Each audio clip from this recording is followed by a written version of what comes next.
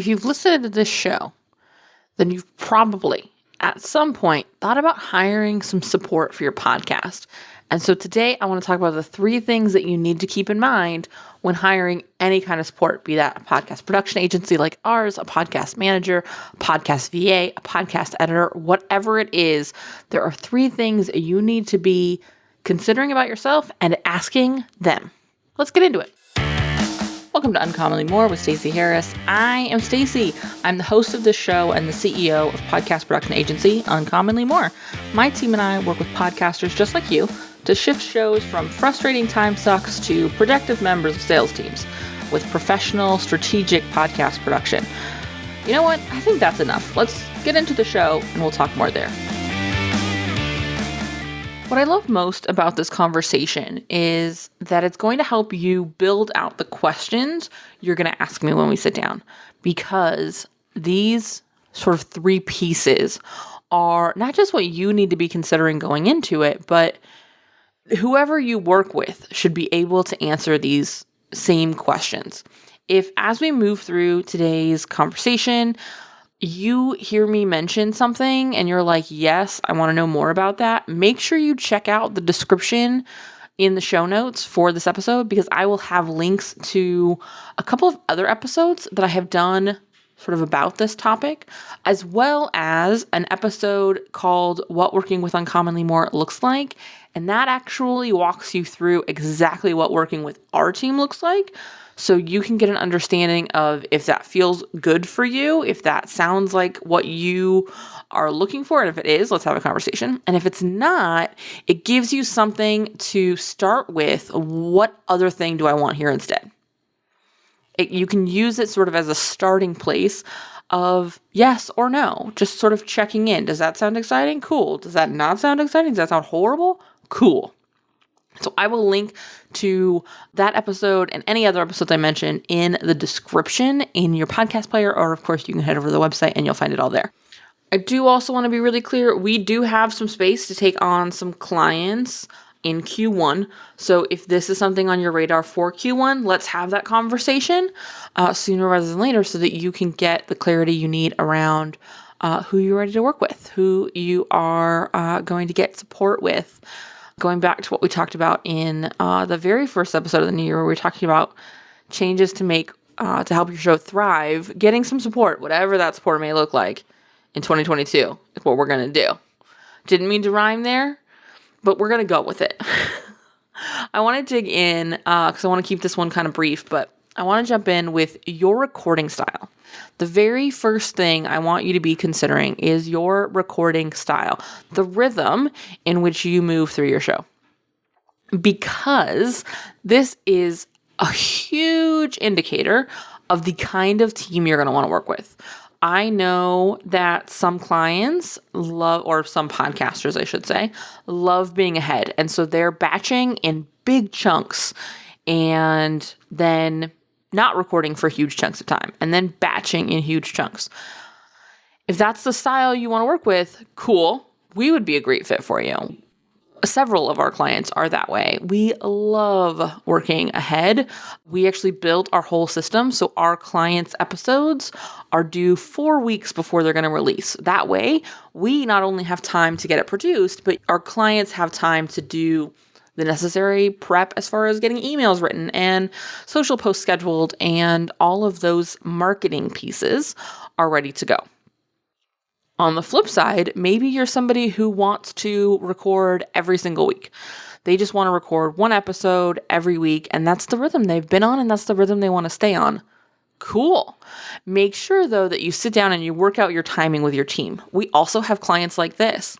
Now, they still have due dates of 4 weeks before an episode releases, but instead of having one due date for a month's worth of episodes, they have due dates every single week, and they're just run 4 weeks ahead of what their release schedule would be. That way, they can keep rolling with a weekly schedule, a weekly recording session, and we still stay ahead and they still stay batched. It's awesome. Another way you might work is where you record and release, and you're not looking to be a whole lot ahead on your show. you kind of like to be in the moment. You want to be recording, releasing, promoting all at the same time because you are sort of shooting from the hip or sharing what feels really in the moment for you. Also totally doable. This one, though, is where you're going to have a harder time finding a team, especially a larger team. For example, with our model, this is really, really impossible because in the course of producing a show, let's see, we have 1, 2, 3, 4 to 5 people touch every show. Every episode that goes out, 4 to 5 people on our team touch it. And so to do that in a couple of days is quite hard.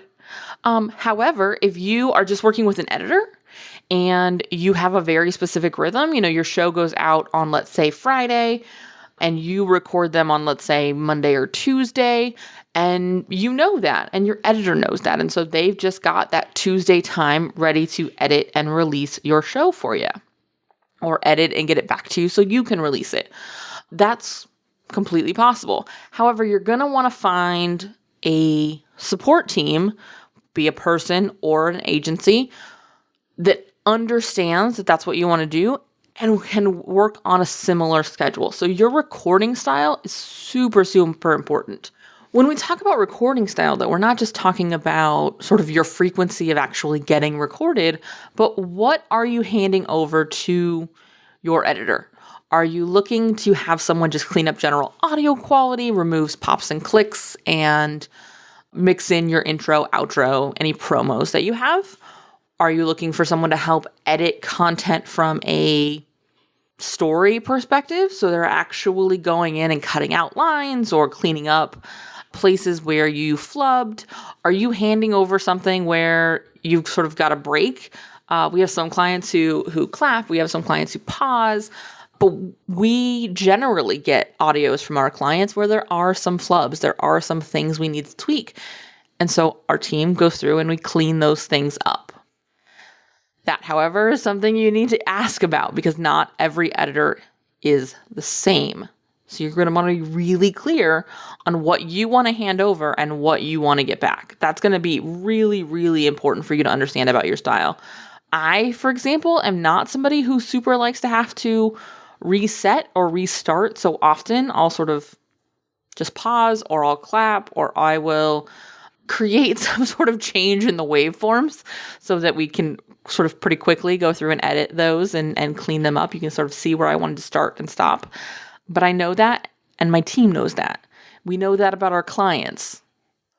So it's important for you to understand that about yourself and your editor to understand it. Let's shift gears to the second thing I want you to be considering when you're hiring support this year. What are your goals? What are the goals for your podcast?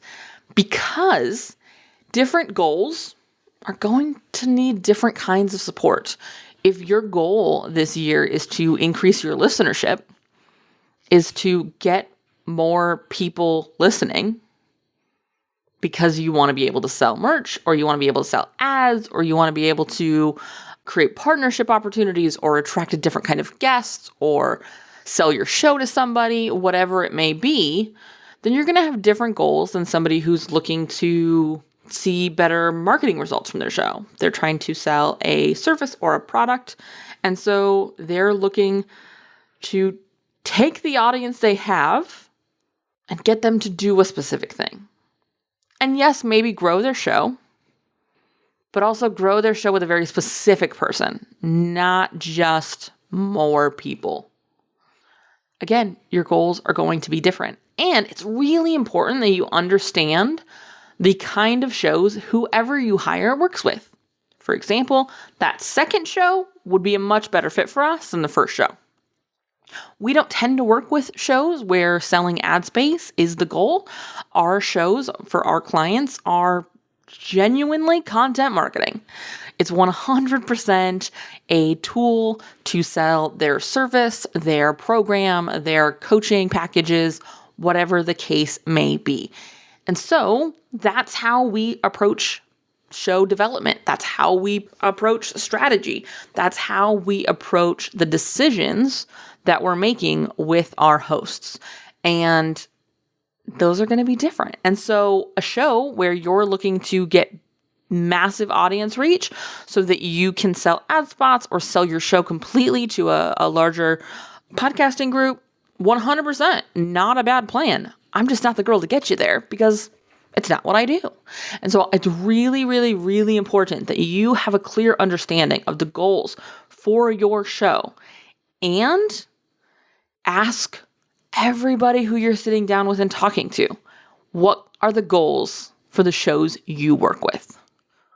What do you consider to be an important end result of the work we do together? That's critical. The third thing, because we're going to keep this baby short and sweet, is your budget. And I don't mean this in a like, oh, well, if you don't have a certain budget, you're just not going to be offered any help at all. No. Understand that the kind of support you have can grow with you. I have said this so many times, but I'm going to say it again. The bulk of the shows we work with are not launches.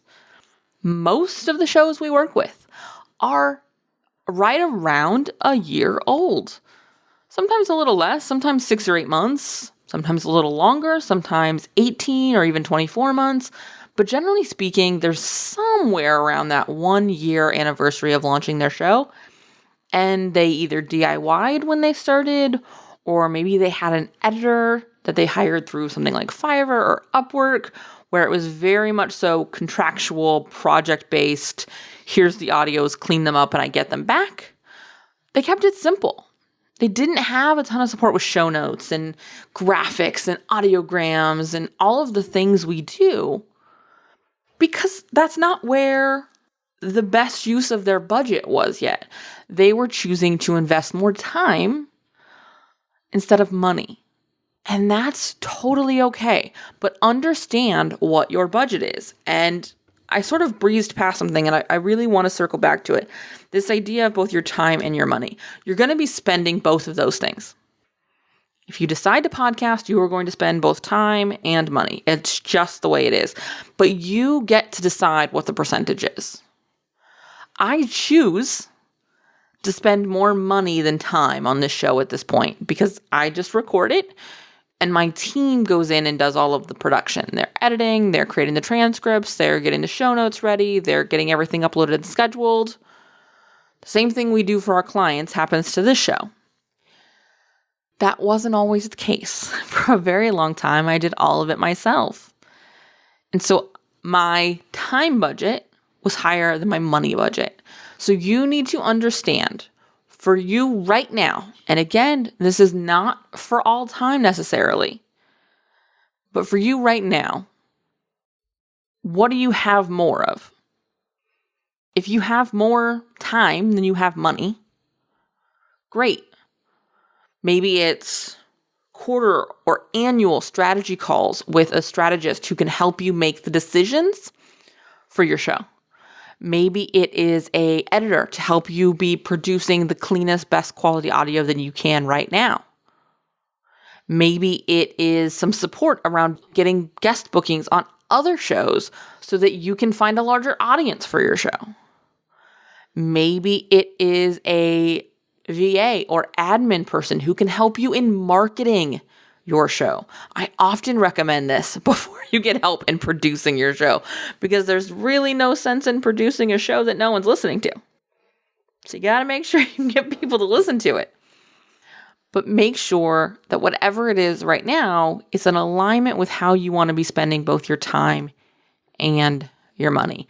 For me, I started investing money in having my team help me get the show produced so that I could reallocate my time budget elsewhere, so that I could spend more time marketing the show, so that I could spend more time being over on other people's podcasts and sitting down for some of those conversations. But you need to be clear on your budget right now. What do you have in the time bank? What do you have in the money bank to be investing in the production and marketing of your show, of this asset? That's what's absolutely the most important. If you enjoyed this show and you want to hear more about making some of these decisions or some ways that can be helpful and clarifying on when it's time to get to support or the kind of support to get, I want to point you to a couple of shows. And again, these are in the description in your podcast player. There's links to them. If you go look at 513, it's called When It's Time to Get Professional Support with Your Podcast. This talks about the things that you need to have an understanding of in your business before you should be looking at any kind of support. So we're going to talk about things like the kind of questions you need to be asking yourself and be able to answer before it's a worthwhile investment for you. That's a good one. I will link to it in the description. Also, 3 signs it's time to hire your support for your podcast is 531. I like this show because it's a really good way to start recognizing some of the red flags that have been, or maybe even yellow flags that have been waving themselves in front of you when you're podcasting and going like, please stop this. And then the final thing I want to point you in the direction of is 488. And it's called Who Should You Hire to Produce Your Podcast? And in this episode, we're talking about sort of the different options, the different kinds of people who you could be hiring. Again, whether it's a team like us or freelancers or more of a virtual assistant situation, it's going to be really helpful in you clarifying what your right fit right now is. Again, I will link to those in the show notes. If you're listening to this going, Stacy, what are you even talking about? I want to hire you immediately because you are incredible and your team is too. Then head over to uncommonlymore.com/podcast production and hit the button that says chat with Uncommonly More and book a time for you and I to sit down and chat. If you made it to this point of the show and you still happen to be listening, which statistically is unlikely, I want to say thank you for listening. Thanks for hanging out with me today, and I want to hear from you. So reach out on social or via email and let me know what actions you're going to take from today's episode, because honestly, that's why we produce this show. That's why I record this show. That's why my team does all the work to release this show. Is so that we can help you. We can help make a difference in your show and consequently in your business. If you haven't left a review for the show, head over to ratethispod.com/more. It's an easy way to show some love to the show and also help us reach more podcasters who are looking for the same kind of support you are looking for. If you have any suggestions or ideas or thoughts you would like me to address on the show, be sure to reach out. Again, like I say a lot, this is the start of the conversation, and I can't wait to hear what you have to say.